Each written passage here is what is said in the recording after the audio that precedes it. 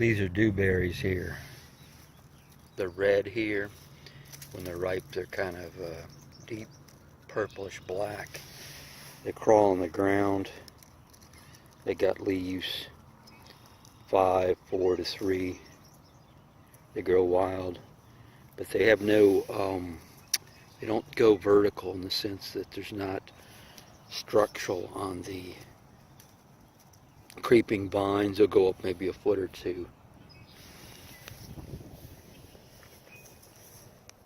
Here's some about 18 inches tall, but normally they'll hung down. So what I've done is I've got a tomato stake,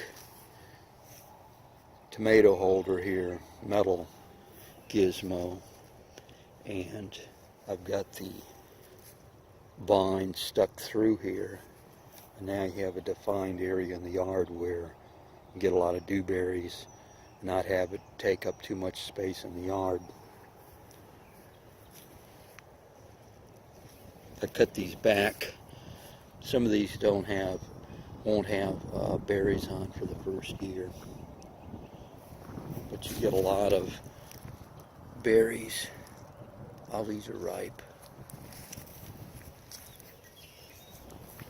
Birds eat them, turtles eat them, tend to spread around.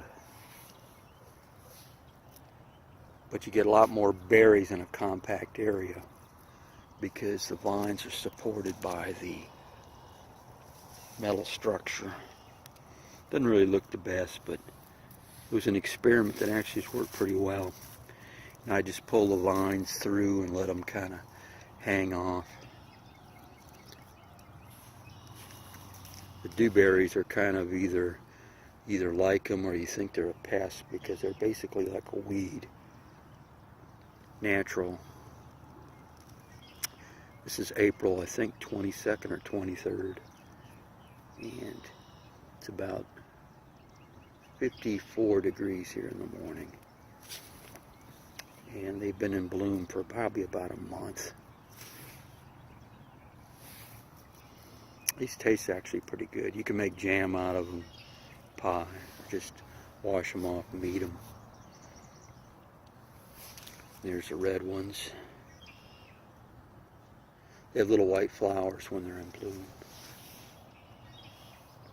And they spread.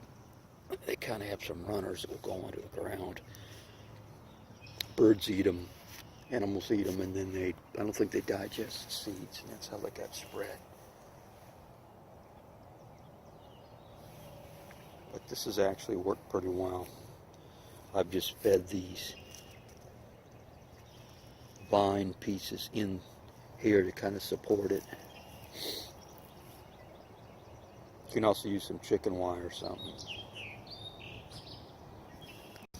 Here's some more in the yard that are just growing.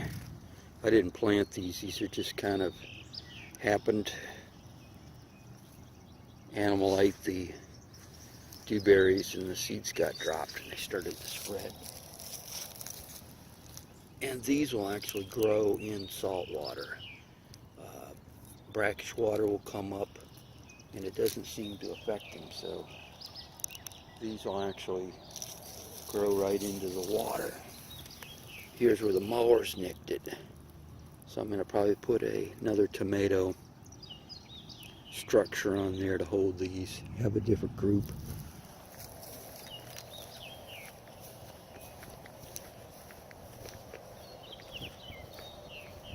There's the creation. There's actually a lot of these in here.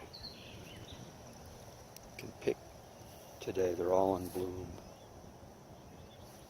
But on the ground here, they're just kind of a big mess. This is basically a briar patch. So you get a lot more berries per square meter, per square foot or whatever by having them go vertical. But again, the vines are not self-supporting. They'll go up so far and droop down. They kind of just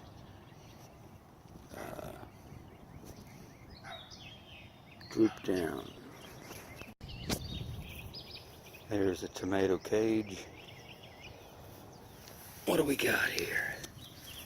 G&B since 1818. Quality fencing and borders. 42-inch purple tomato cage. It's the red one up there.